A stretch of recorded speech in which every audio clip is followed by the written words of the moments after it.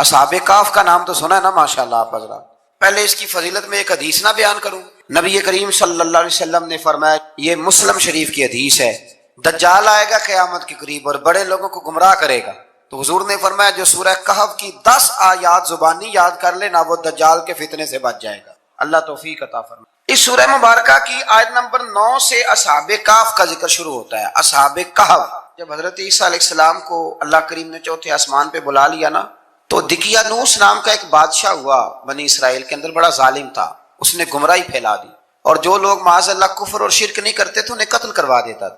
تو 7-8 نوجوان اپنا ایمان بچا کے بھاگے. او ہو اللہ اکبر، ساری دنیا مال بچا کے بھاگتی، وہ 7-8 نوجوان اپنا ایمان بچا کے بھاگے کہ یہ ہمیں کہیں کفر کی طرف نہ لوٹا دے. تو جا کے ایک غار کے اندر چلے گئے تو ایک کتا بھی ان کے ساتھ ہو گیا. انہیں کتے کو بڑے روڑے مارے کہ یہ اگر بھونکے گا، آواز نکالے گا تو ہم پکڑے جائیں گے، ہم نے تو چھپنا ہے. پر اس کو نہ ولیوں سے پیار ہو گیا. اس نے کہا بھگاؤ جتنا مرضی مجھے، فطرت میری ہے کہ میں بھونکتا ہوں، پر جب اللہ کے ولی ہوں تو پھر میں ادب کرتا ہوں. یہ قرآنی واقعہ ہے. اچھا، یہ عین وہ واقعہ ہے قرآن مجید کا کہ جو بہت ساری چیزوں پر ویسے ہی نص ہے اور بہت ساری زبانیں ویسے ہی گونگ ہو جاتی. تو وہ 6-7 لوگ تھے، وہ چلے گئے غار کے اندر، جا کے انہوں نے پناہ لے لی. بادشاہ کو پتہ چل گیا کہ غار کے اندر ہے. اچھا، اللہ کی قدرت، جیسے ہی داخل ہوئے انہیں نیند آ گئی، یہ سو گئے. اور قرآن مجید کہتا ہے، قرآن مجید کے یہ لفظ ہیں کہ کتا غار کے منہ پر بازو پھیلا کے بیٹھ گیا، گویا اپنے مالکوں کی خدمت کر رہا ہے. اب میاں صاحب کی ایک بات کر لیں درمیان میں. میاں صاحب فرماتے ہیں، جنہ تنا وچ عشق نہ رچیا، کتے ہونا تھی چنگے، اور چلو مالک دے کر راکھی کر دے، صابر بھوکے ننگے. یہ دیکھو نا کہ اتنا تو ان کے اندر بھی کمال ہے. اپنے نا دونوں بازو پھیلا کے، کتا بھی غار پہ بیٹھ گیا. ان کو نیند آ گئی. بادشاہ نے پتہ کرایا کہاں بھاگ کے گئے، تو کہا وہ غار کے اندر ہیں. بادشاہ کہنے لگا کہ ان کی سزا یہ ہے کہ ایک دیوار چن دو غار کے منہ میں، غار کوئی بند کر دو. جس بندے کی ڈیوٹی لگائی نا غار چننے کی، بندہ بڑا نیک تھا، اس کو دیوار بنانے کا ذمہ دیا. اس نے نا دیوار بھی بنائی اور ایک تختی پہ نا سب کے نام لکھے، اور وہ تختی ایک صندوق میں رکھ کے وہاں بند کر دی. اور اسی طرح کی ایک تختی اس کے نیچے لکھا کہ ایک تختی ان کے ناموں کی نا میں مال خزانہ میں بھی بند کر رہا ہوں. اللہ تبارک و تعالیٰ کی قدرت کے بعد مفسرین نے لکھا ہے وہ 100 سال تک سوئے رہے، اور بعض نے لکھا ہے کہ 300 سال تک سوئے رہے. 300 سال کے بعد اس طرح ہوا کہ حکومتیں بدل گئیں. بیدروس نام کا ایک بادشاہ آ گیا، وہ بڑا نیک دل تھا. اس نے ہر طرف حضرت عیسیٰ علیہ السلام کی شریعت کا پھر سے نعرہ بلند کیا. اب نا کچھ لوگ ایسے تھے جو منکر ہو گئے تھے کہ مرنے کے بعد دوبارہ کیسے اٹھیں گے. بادشاہ ایک دن حجرے میں گیا، جا کے دعا مانگی، یا اللہ کوئی ایسی بات دکھا جس سے لوگوں کا ایمان پکا ہو جائے. اس طرح کے بھی بادشاہ ہوا کرتے. تو رب کریم نے کہا میں نے تو پہلے ایک راز چھپا کے رکھا ہوا ہے، کھول دیتے ہیں. اس نے دعا مانگی، اور ادھر کیا معاملہ ہوا، ایک چرواہا بکریاں چرانے والا وہاں سے گزرا. اس نے سوچا یہ دیوار ہے، اگر اس کا منہ کھول لوں نا کبھی تو میری بکریاں یہاں تھوڑا سا دھوپ کے اندر سستا لیا کریں گی. اس چرواہے نے کیا کیا کہ اس نے وہ دیوار گرائی تاکہ میری بکریاں اندر جایا کریں. وہ دیوار گرائی تو اس نے اندر 6-7 لوگ سوئے ہوئے دیکھے اور کتا بھی سویا ہوا دیکھا. اللہ تبارک و تعالیٰ اپنی قدرت سے، اپنے فضل سے ان کی کروٹیں بھی بدلتا رہا. اپنی قدرت سے ایک طرف انسان پڑا رہے نا تو اعضاء گل جاتے ہیں، ان کی کروٹیں بھی بدلی جاتی، مناسب روشنی بھی دی جاتی، حرارت بھی. اس نے دیوار گرائی تو ان کی آنکھ کھل گئی. ایک دوسرے سے کہنے لگے آج تو بڑی گہری نیند سوئے ہیں یار، آج تو لمبی نیند پوری کر لی، چلو بھوک بڑی لگی ہے ایک دوست کو بھیجو. یہ سارا واقعہ قرآن مجید میں موجود ہے، میں اپنے لفظوں میں بیان کر رہا ہوں. جاؤ ایک دوست کو بھیجو بازار سے نا کھانا لے آئے. پیسے وہی 300 سال پرانی کرنسی. وہ جب نان بھائی کی دکان پہ گیا نا سامان لینے، اس کو پیسے دیے تو نان بھائی نے ہاتھ پکڑ لیا، کہنے لگا میاں تو کدھر سے آیا، یہ کون سے پیسے؟ اس نے کہا پیسے کاہے کہ میں بھی سوچ رہا ہوں کہ حالات بدلے ہیں، سارے حضرت عیسیٰ کا کلمہ پڑھ رہے ہیں، ماحول اور ہے. اس نے کہا تیرے ہاتھ کوئی خزانہ لگ گیا. یہ تو ہم نام سنتے تھے کہ یہاں کوئی دقیانوس نام کا بادشاہ ہے، کوئی خزانہ، بتا کہاں سے لیے. شور ہوا، حاکم شہر تک خبر پہنچی، بادشاہ تک پہنچی. اس نے بتایا کہ بھائی ہم تو دقیانوس کے ڈر سے بھاگے ہیں، کل بھاگے ہیں یا آج سویرے، اتنا زیادہ ہمیں پتہ نہیں، کل یا آج سویرے بس نا. اتنا سا ہمیں یاد ہے کہ ہم گئے تھے. بہرحال لوگ جمع ہو گئے، اکٹھے ہو گئے، غار تک پہنچے. اب جو غار کے اندر تھے وہ پتا کہتے لگتا ہے ہمارا دوست پکڑا گیا ہے. پکڑا گیا ہے تو اب بندے جمع ہو گئے. وہ اندر ڈر رہے تھے، تسبیح کر رہے تھے، اللہ کو یاد کر رہے تھے. ادھر یہ پہنچ گیا. جب ان لوگوں نے یہ جیتا جاگتا رب کے فضل کا نمونہ دیکھا اور بادشاہ نے کہا کہ یہ کیا ہے، صندوق کھولا تو اس کے اندر وہ تختی لکھی تھی کہ یہ ان کے نام ہے، یہ دقیانوس سے ڈر کے بھاگے ہوئے ہیں، یہاں یہ سو رہے ہیں اور اسی کی ایک تختی میں نے فلان جگہ بھی دفن کیا، وہ تختی بھی وہاں سے نکل آئی۔ اب سب لوگوں کی آنکھوں میں آنسو آئے اور سب کہنے لگے لا الہ الا اللہ، لا الہ الا اللہ، لا الہ الا اللہ۔ سب کہنے لگے ان اللہ علی کل شیء۔ جب ان کی بات پوری ہو گئی، لوگوں کے ایمان پختہ ہو گئے، تو اصحاب کہف کہنے لگے کہ ہمیں اب اجازت ہے، ہم پھر دوبارہ غار میں جاتے ہیں۔ وہ غار میں گئے تو رب نے پھر انہیں موت عطا فرمائی، نیند عطا فرمائی، تحفہ دیا۔ بادشاہ نے پھر اس کے آگے دیوار بنائی اور وہاں بادشاہ نے ایک مسجد تعمیر کرا دی، لوگ زیارت کرنے جاتے۔ یہ اصحاب کہف کا ذکر ہے۔ اب یہاں ہمارے مفسرین نے لکھا ہے کہ وہ جو کتا تھا نا، وہ بھی ساتھ ہی تھا۔ اللہ قیامت والے دن اسے انسانی، یا تو انسانی شکل ملے گی، یا جیسے رب کا فضل ہوگا رب کریم اسے بھی جنت عطا فرمائے۔ اس نے تبلیغ کی، دین کی، اس نے کیا کیا؟ تبلیغ کی، نمازیں پڑھی، روزے رکھے، حج کیا، 10 ہوتے صحیح اس کیتا کی۔ اسی آخی نا خدا کے فضل سے ہم پر ہے سایہ غوث اعظم کا، ہمیں دونوں جہاں میں ہے سہارا غوث اعظم کا۔ لوگ پریشان ہو جاتے ہیں، کہتے ہیں کس طرح کی بات کرتے ہو؟ تو میں نے کہا اصل میں تیرا عقیدہ کچا ہے۔ وہاں تو کتا چلا جائے ولی کے پاس تو رب اسے جنت دے دیتا ہے، تو جھیکتا جاتا مومن جائے تو اللہ کیوں فضل نہیں فرماتا؟ اس سے آگے نا پھر آیت نمبر 32 ہے، اس میں اللہ تبارک و تعالیٰ نے 2 لوگوں کا واقعہ بیان کیا۔ فرمایا ایک شخص کے انگوروں کے باغات تھے اور چاروں طرف سے انہیں کھجوروں کے درختوں نے گھیر رکھا تھا، اور درمیان میں کھیتی بھی تھی اور بیچ میں دریا بھی بہ رہا تھا، اور ان باغات نے بہت عمدہ فصل دی۔ ایک دن یہ شخص اپنے ساتھی سے کہنے لگا میرا مال اور افرادی قوت تم سے زیادہ ہے، مجھے یقین ہے کہ یہ باغ کبھی برباد نہیں ہوگا۔ اول تو مجھے قیامت کا یقین ہی نہیں معاذ اللہ، لیکن اگر قیامت آئی تو مجھے وہاں سے بھی بہتر مال ملے گا۔ اس کے دوسرے ساتھی نے کہا تو اپنی اصل کو بھول گیا ہے اور تو نے اپنے خالق کی ناشکری کی جو کہ وحدہ لا شریک ہے۔ اگر تم نے باغ میں داخل ہوتے وقت ماشاءاللہ لا قوت الا باللہ کہہ دیا ہوتا تو یہ تمہارے حق میں بہتر ہوتا۔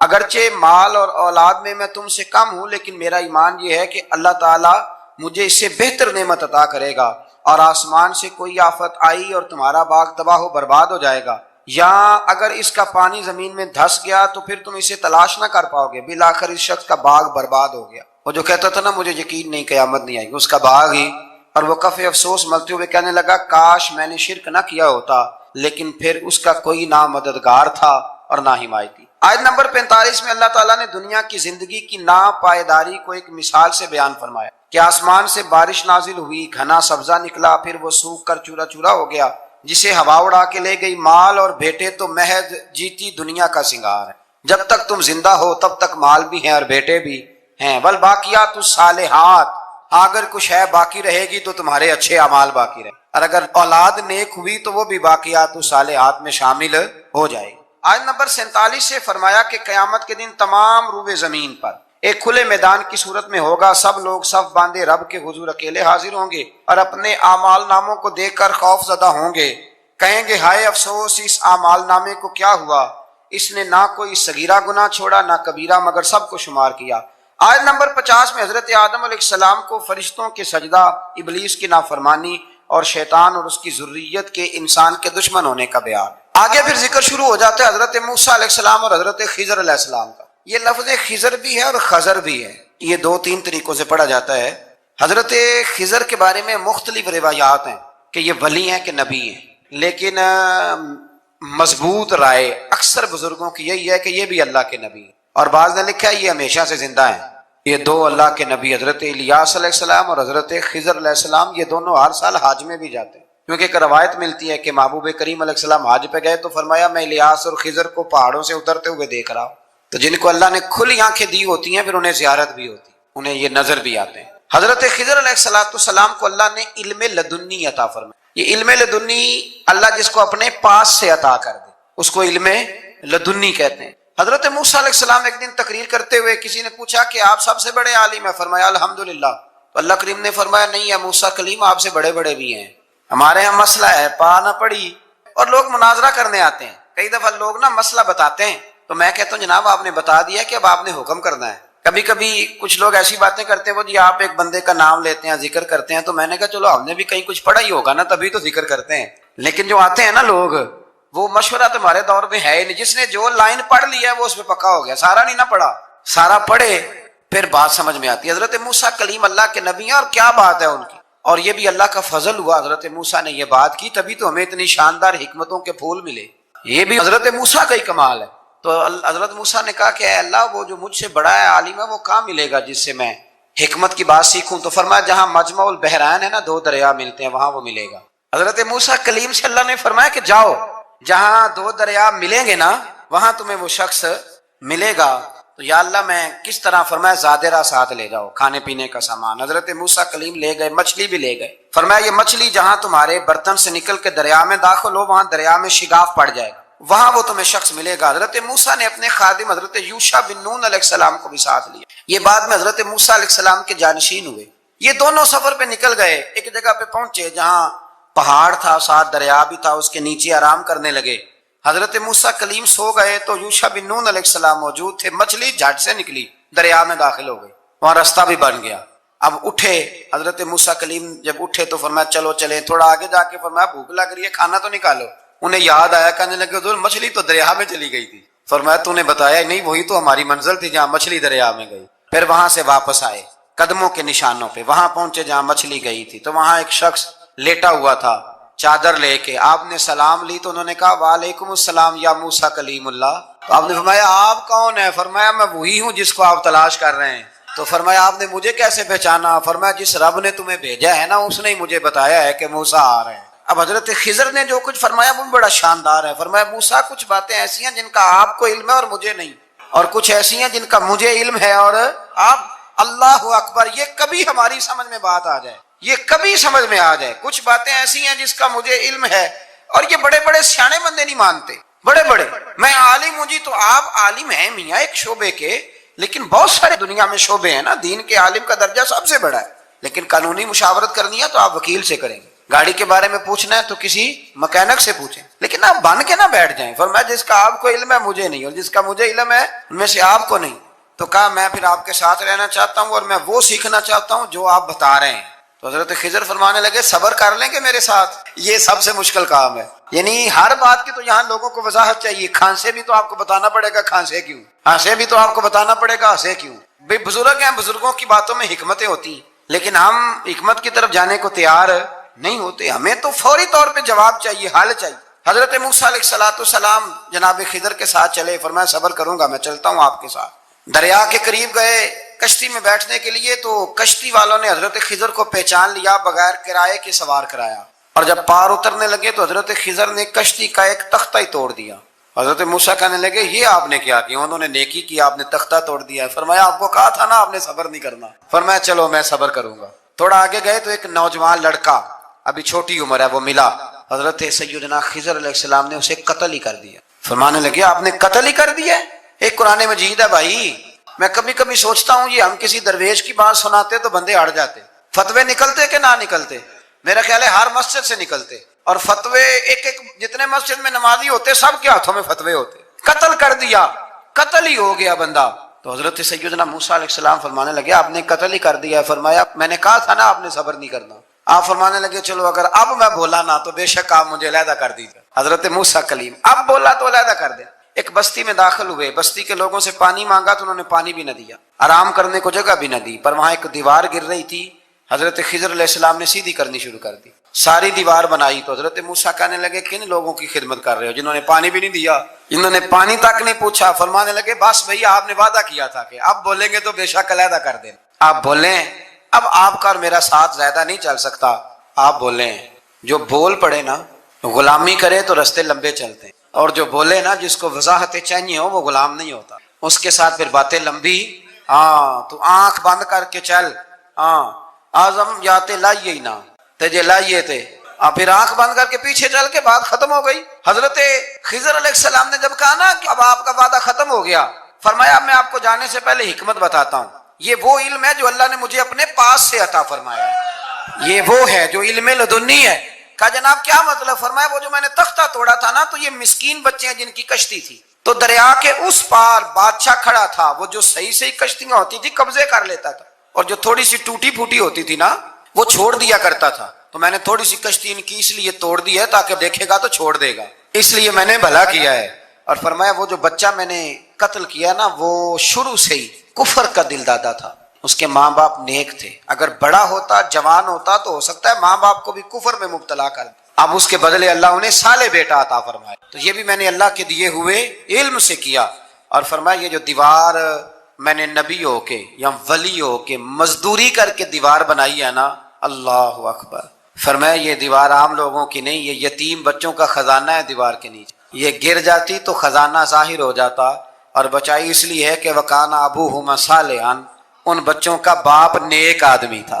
ان کا باپ، قاضی ثناء اللہ صاحب پانی پتی فرماتے ہیں ڈائریکٹ باپ نہیں تھا، 7ویں نسل میں جا کے باپ بنتا تھا. سن لیں یہ بھی بات، ایک بندہ نیک ہو تو اس کی 7 نسلوں تک رب خزانوں کی بھی حفاظت فرماتا ہے. اب آپ اندازہ فرمائیں کہ بات کتنی دور تک جاتی ہے. بزرگوں کی باتوں میں نا حکمتیں ہوتی ہیں، دانائیاں ہوتی ہیں. یہ طریقت کے جو لوگ ہوتے ہیں انہیں سبق یہ دیا جاتا ہے کہ آمنا و صدقنا، ماننا ہے اور تصدیق کرنی. ہمارا معاملہ یہ ہے کہ یہاں وضاحت دینی پڑتی. وہ جی وہاں کیا ہوا تھا، وہ جو گاڑی آپ کے پاس ہے تو وہ کہاں سے آئی، تو وہ جو کل آپ نیا جوڑا پہن کے آئے تھے تو وہ کدھر سے آیا. تو جو لوگ وضاحتیں مانگتے ہیں وہ اپنے نہیں ہوتے، ان کا غلامی کا رشتہ نہیں ہوتا. حبیب اور ہوتا ہے، شریک اور ہوتا ہے. شریک وضاحتیں مانگتے ہیں، حبیب محبت کرتے ہیں. ہمارا آج سب سے بڑا المیہ یہ ہے، سب سے بڑا، کہ ہم کسی حکمت کے تحت کوئی بندہ اگر کوئی کام کر رہا ہے تو مجبوری ہے کہ ہمیں وہ حکمت بتائی جائے. ایسا نہ کریں.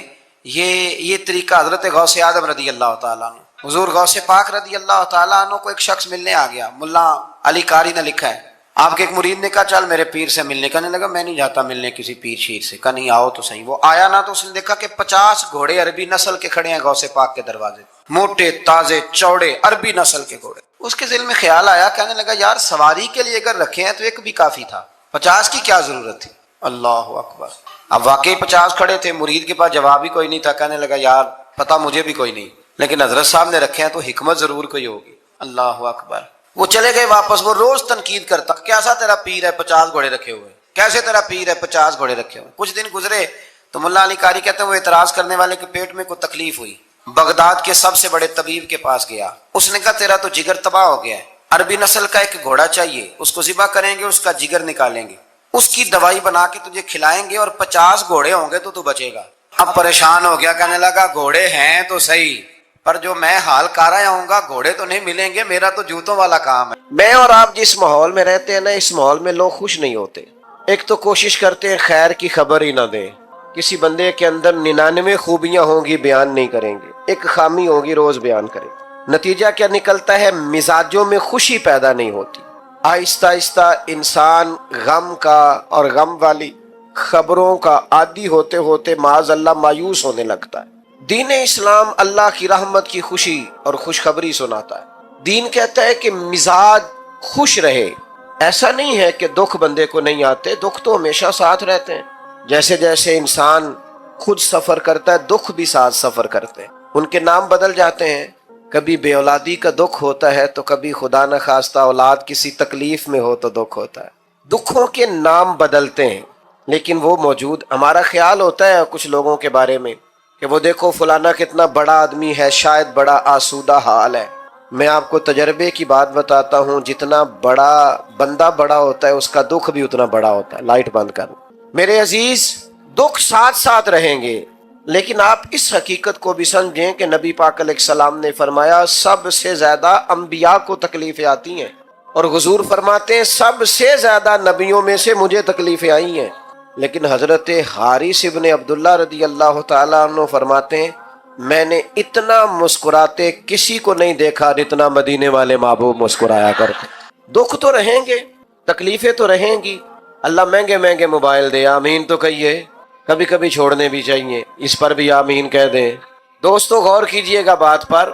دکھ بھی ساتھ رہے لیکن حضور نے مسکرا کے وقت گزارا. خوش رہنا نا یہ انسان کا طبی مزاج ہوتا ہے. اعلیٰ حضرت فاضل بریلوی فرماتے ہیں جس کی تسکین سے روتے ہوئے ہنس پڑے اس تبسم کی عادت پہ لاکھوں سلام. یہ پوری سیرت ہے. سلام فرماتے ہیں تبسم کی عادت، یعنی حضور کبھی کبھی تبسم نہیں فرماتے، تبسم کی عادت پہ لاکھوں سلام. یہ تبسم کرتے رہنا، مسکراتے رہنا، یہ حضور کی عادت. ہم پتہ کیا کرتے ہیں؟ ہم بار والے سارے دکھ بھی اٹھا کے گھر لے آتے ہیں. بچوں کا دل کرتا ہے ابا جی آئے ہیں، وہ دوڑ کے دروازہ کھولیں، پیار کریں، ابے کے گلے لگیں. بیٹیوں کا دل کرتا ہے، اہلیہ نے سارے دن کے کئی مشورے رکھے ہوئے ہیں، شوہر سے کرنے ہیں. اماں کا دل کرتا ہے کئی باتیں کرنی ہیں. وہ کہتا ہے میں باہروں بڑا تنگ آیا جی، لہذا میرے سے کوئی بات نہ کرو۔ او بھائی آپ ڈاکٹر ہیں تو ڈاکٹری باہر چھوڑ کے آئیں، آپ جج ہیں تو آپ اپنا عہدہ باہر چھوڑ کے آئیں، آپ اگر قبلہ پیر صاحب بھی ہیں تو گھر سے باہر ہوں گے۔ آپ مہربانی کریں، اگر آپ گھر آئے ہیں تو یہاں آپ کسی کے شوہر ہیں، کسی کے بیٹے ہیں، کسی کے بھائی ہیں، آپ کو اللہ تعالیٰ نے تمام حقوق آپ کے ذمے لگائیں۔ تبسم کی عادت نہیں، آپ کا لہجہ مسکراہٹ والا ہو، آپ کا انداز خوشی والا ہو، حضور خوش رہتے۔ حضرت جریر ابن عبداللہ فرماتے ہیں، سیاستہ میں حدیث ہے، فرماتے ہیں جب بھی مدینے والے محبوب نے مجھے دیکھا، ایک دفعہ نہیں، دو دفعہ نہیں، چار دفعہ نہیں، جب بھی کریم نے دیکھا مسکرا کے ہی دیکھا ہے۔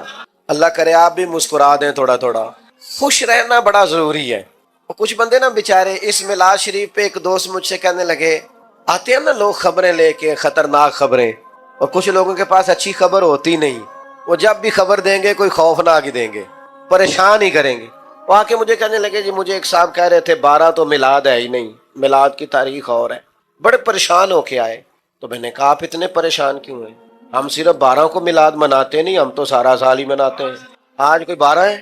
بول کے بتاؤ نا، تو میلاد ہو رہا ہے نا، پریشانی والی کیا بات؟ ایک دن ایک دوست بڑے پریشان آئے، کہنے لگے حضرت صاحب میں نے بڑی آپ سے خاص بات کر۔ میں نے کہا کرو۔ کہنے لگے لوگ مولویوں پیروں کے بڑے خلاف ہیں۔ تو میں اس وقت بھی مسکرایا۔ میں نے کہا پولیس والوں کے بارے میں لوگوں کا کیا خیال ہے؟ وکیلوں کے بارے میں لوگوں کا کیا خیال ہے؟ وابڈا والوں کے بارے میں لوگوں کا خیال؟ میں نے کہا لوگ تو فنکار ہیں، اس درجہ کے پل بھر میں سنگے در کعبہ سے بھی اصنام تراشے، تم کون ہو کیا چیز ہے داغے کبابی، لوگوں نے تو مریم پہ بھی الزام تراشے سلام اللہ علیہ۔ آپ یہ کوئی پریشانی والی بات ہے؟ پولیس والے کون ہے؟ ہمارا ہی کوئی بھائی ہوگا۔ وابڈا میں کون ہے؟ ہمارا ہی کوئی بھائی ہوگا۔ دینی ماحول میں کون ہے؟ مسجد کے ممبر پہ ہم میں سے کوئی بندہ ہے؟ ہم ویسے ہی ایک دوسرے کے مخالف ہو گئے، خوش نہیں رہنا چاہتے۔ تباً خوش رہیں، مزاج میں خوشی ہو، آپ کا لہجہ میٹھا ہو، شہد ٹپکے، آپ خیر کی خبر دیں۔ جس ماحول میں نبی پاک علیہ السلام کے صحابہ تبلیغ فرماتے تھے وہ پتھر کھانے والا ماحول تھا، جس ماحول میں صحابہ کرام لوگوں کو دعوت دیتے تھے وہ شدت والا دور تھا۔ لیکن عزیز دوستو، نبی کریم علیہ السلام جب بھی صحابہ کو کہیں روانہ کرتے تبلیغ کے لیے یا جہاد کے لیے، دو باتوں کا حکم ضرور دیتے، یہ آپ نے یاد رکھنی ہے، بالخصوص نوجوانوں سے کہہ رہا ہوں۔ حضور جب بھی کہیں تشریف لے جاتے دو باتوں کا حکم دیتے۔